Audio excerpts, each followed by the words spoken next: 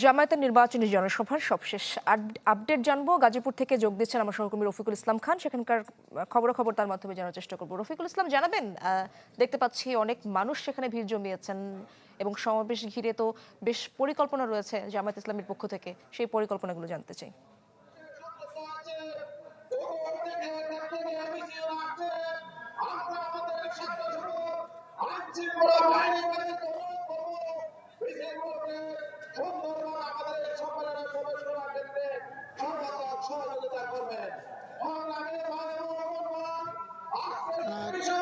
আমরা যতটুকু জানতে পেরেছি কিছুক্ষণ আগে কিন্তু যে গাজীপুরের রাজবাড়ী মাঠ রয়েছে সেই রাজবাড়ী মাঠে যে নির্বাচনী জনসভা জনসভার কার্যক্রম শুরু হয়েছে। এই মুহূর্তে কিন্তু যে সমস্ত স্থানীয় জামাতের নেতাকর্মীরা রয়েছে তারা বক্তৃতা দিচ্ছেন, কিন্তু এখনো আমরা জানতে পারিনি যে কতক্ষণ নাগাদ এখানে এসে জামাতের আমির শফিকুল ইসলাম পৌঁছবে। তবে কিছুক্ষণ পর মাইকে ঘোষণা করা হচ্ছে যে কিছুক্ষণের মধ্যে তিনি যে ময়মনসিংহ যে ভাষণ দিচ্ছিল সেখানে থেকে তিনি রওনা দিয়েছেন এবং এই মাঠে এসে পৌঁছবে। আমরা যখন দেখেছি যে গাজীপুরে যে 5টি সংসদীয় আসন রয়েছে সেই 5টি সংসদীয় আসনের মধ্যে 3টিতে জামায়াত মনোনয়ন দিয়েছে, তাদের দাঁড়িপাল্লা প্রতীক নিয়ে নির্বাচন করেছে, বাকি 2টিতে কিন্তু তারা সমর্থন দিয়েছে। যে সমস্ত 11 দল রেইনবো অলরাউন্ডার এক্সটেরিয়র পেইন্ট, বাড়ির বাহিরের দেয়ালের সুরক্ষা নিয়ে থাকুন নিশ্চিন্ত, সাথে পাচ্ছেন 10 বছরের ওয়ারেন্টি। জোটের প্রার্থীরা রয়েছে তারা কিন্তু ইতিমধ্যে মঞ্চে এসে পৌঁছেছেন এবং জেলার যে সমস্ত জামায়াতের নেতাকর্মীরা রয়েছে সেই সমস্ত নেতাকর্মীরা মূলত এই মুহূর্তে আসলে বক্তৃতা দিচ্ছেন।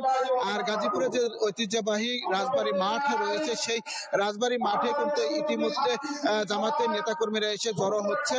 তো ধারণা করা হচ্ছে ঘণ্টাখানেকের মধ্যেই কিন্তু এই মাঠ কানায় কানায় পূর্ণ হয়ে যাবে এবং জামাতের আমির ধারণা করা হচ্ছে ঘণ্টাখানেকের ভিতরে হয়তো বা এখানে পৌঁছলে কিন্তু তিনি দলের দিক নির্দেশনামূলক বক্তৃতা দিবেন এবং সেই দিক নির্দেশনামূলক বক্তৃতা তিনি আসলে এখানে যে সমস্ত নেতাকর্মী তারা শুনবেন এবং যে নিজ নিজ নির্বাচনী এলাকা রয়েছে সেই এলাকা দিয়ে যেসব 3টি আসলে দাঁড়িপাল্লার পক্ষে আসলে প্রার্থীরা নির্বাচন করছে সেই পক্ষে ভোট চাবেন। আর যে বাকি 2টি সংসদীয় আসন রয়েছে সেই সংসদীয় আসনে মূলত জোটের প্রার্থীর পক্ষে ভোট প্রার্থনা করবে সেমনটি বলছে। তবে কতক্ষণ নাগাদ এখানে এসে জামাতের আমির পৌঁছায় সেটি কিন্তু এখন দেখার বিষয়। তবে যেহেতু মঞ্চ থেকে কিছুক্ষণ পর ঘোষণা দেওয়া হচ্ছে যে কিছুক্ষণের মধ্যে পৌঁছাবে সেটি বলা হচ্ছে। এই ছিল এখান থেকে সর্বশেষ খবর। রফিক, অনেক ধন্যবাদ। পরবর্তী আপডেট আপনার মাধ্যমে জানার চেষ্টা করব।